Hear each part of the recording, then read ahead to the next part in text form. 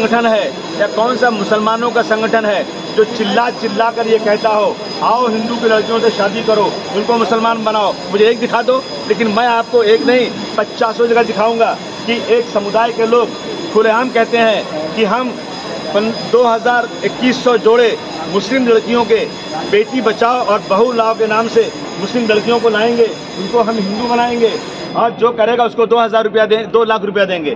खुलेआम कह रहे हैं। उसके बाद बदनाम मुसलमानों को किया जा रहा है। इस तरह की चीजें लाकर हिंदू मुस्लिम को टकराव करने की कोशिश की जा रही है।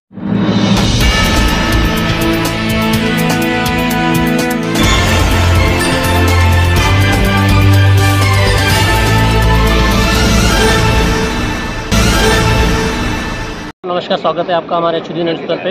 इस वक्त जो विधानसभा परिषद चल रही है, शीत सत्र परिषद नागपुर महाराष्ट्र में चल रही है, इस पर बहुत प्रकार के मुद्दों पर उप मुख्यमंत्री देवेंद्र फडणवीस ने अपने विचार रखे हैं।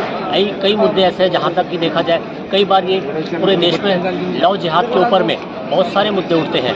हर वक्त ये मांग होती है कि सरकार से कि महाराष्ट्र में भी एक ऐसा लव जिहाद के ऊपर एक कानून बनाया जाए जिसके तहत बच्चियों की और धर्मांतरण की पर लगाम लगे। ऐसे ही विचार करने के लिए उप मुख्यमंत्री देवेंद्र फडणवीस ने अभी हाल ही में सत्र के अंदर में ये विचार रखे हैं और इसके पहले ये उन्होंने कहा है कि आने वाले भविष्य में जिस राज्य में ये लागू है लव जिहाद के ऊपर कानून, उस पर हम रिसर्च करेंगे, उसके बाद में हम ही कोई निर्णय ले पाएंगे। फिलहाल जो इसके लिए बहुत हानिकारक है।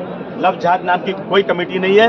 ये जबरदस्ती हिंदू मुसलमानों को लड़ाने का काम किया जा रहा है। मेरी मांग है कि इन चीज़ों को ख़त्म किया जाए। अब एक कमेटी बनने जा रही है जो इनको सुपरवाइज करेगी, चेक करेगी कौन सा क्या है। देखिए 18 साल की उम्र के बाद कोई भी शादी नहीं कर सकता, अपनी मर्जी से कर रहा है। जो श्रद्धा का मामला था वो शादी ब्याह का मामला नहीं था, वो लिविंग रिलेशन का मामला था। श्रद्धा बगैर शादी के उनके साथ रहती थी, जो 18 साल की उम्र के बाद अलाउ है कि वो किसी के साथ रह सकता है। तो इसको लव जिहाद कह करके लोगों को दिशा भूल करना और आपस में भाईचारे को खत्म करना, मैं समझता हूँ ये इस देश में नफरत फैलाकर जो लोग सत्ता में बैठे हैं ना, इसका सहारा लेकर अपने वोट बैंक बढ़ाना चाहते हैं और हिंदू मुस्लिम गंगा जमुनी तहजीब को बर्बाद करने की।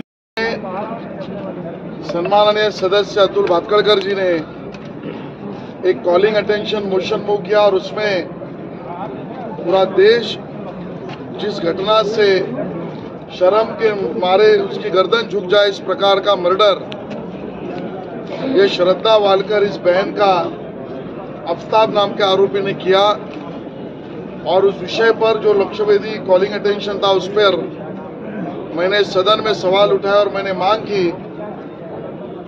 इसमें कहीं ना कहीं राजकीय हस्तक्षेप, पॉलिटिकल इंटरफेरेंस तब के उद्धव ठाकरे सरकार का दिखता है, क्योंकि सदन में जो रिप्लाई दिया गया उस रिप्लाई में स्पष्ट किया गया है कि 23 नवंबर को श्रद्धा वालकर को मारपीट हुई थी। ये प्रश्नांकित नहीं है। ये जब मारपीट हुई थी तब उसके बाद कोई मौका ही नहीं बचता कि एफआईआर रजिस्टर ही करना पड़ेगा।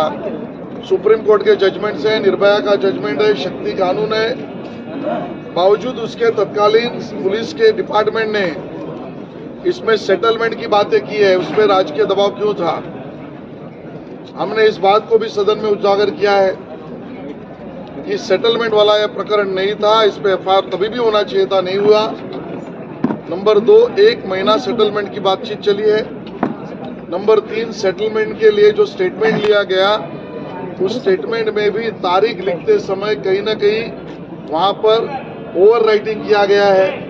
ये तीनों चीजें स्पष्ट करती है कि यहाँ पर कुछ न कुछ पुलिस पर दबाव था या पुलिस की कार्रवाई सही नहीं थी और उसकी जांच करने के लिए स्पेशल ऑफिसर्स का यानी पथक नियुक्त किया जाए।